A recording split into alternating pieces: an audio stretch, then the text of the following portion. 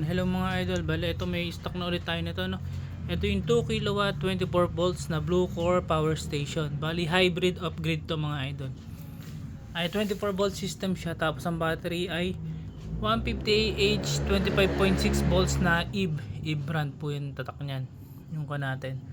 Tapos kung napapansin nyo dito, ito yung output natin dito na to 20. Tapos may fuse na siya, resettable fuse.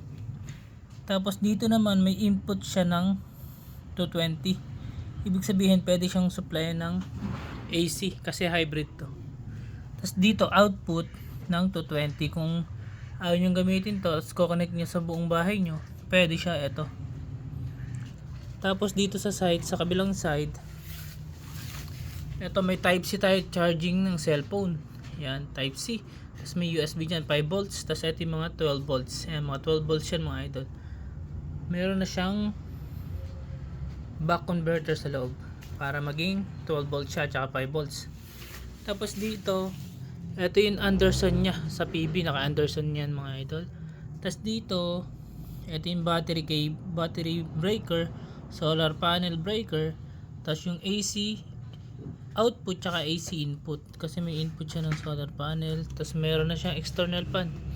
Ito 150Ah, no. Tapos kaya po nito yung aircon mga idol, no. Kayang-kaya po yung aircon. Yung tagal po ng paggamit depende po sa wattage ng aircon nyo. Ayan. Kung 0.5 yan, kung 1 HP, depende po sa wattage mga idol, no. 24 volts naman yung battery nito kaya napakaganda. Tapos may lock na rin po yung gulong nya. Ayan, pwede natin i-lock. Ayan, may lock siya.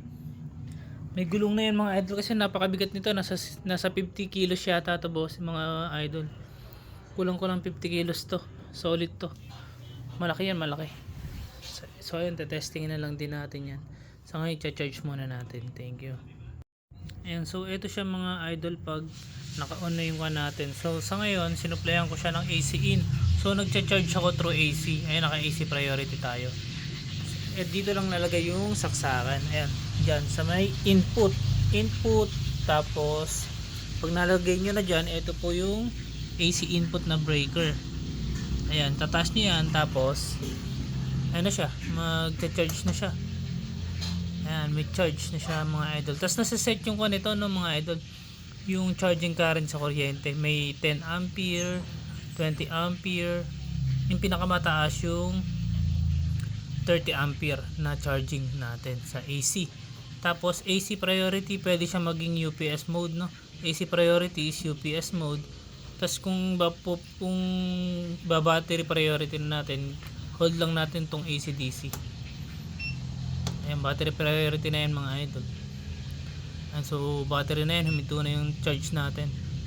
Pure battery na ngayon yan. Pure battery na siya. Ayan, bali iikukan na natin, babalik na natin sa AC priority kasi nagcha-charge muna ako. Tapos ito yung battery voltage natin, 26.8 volts. Tapos ito yung input natin na 222. Ito yung Meralco. Tapos yung battery, ito nakaset siya ng LiPo4. Kung lead acid yung nasa loob, set lang natin ng battery type. So naka-EV to na 150Ah na LiPo4 mga idol. So ito naman solar na to. Ito naman po yung solar panel kung naka-input na yung solar panel. Ang pwede po dito na solar panel is, check lang natin yung specs. Sabi specs natin. Ito yung specs natin mga idol. Ito. So ang MPPT nito mga idol ay 190 BOC tapos ilan kilo? 60 ampere. So pwede tayo dito mag-apat na solar panel mga idol.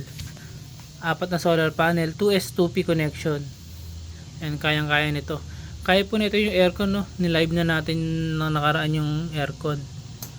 So cha-charging muna natin to, tapos i-ready na rin natin siya kung gaano ba katagal sa isang 1 HP na inverter type na aircon. So ayan, thank you.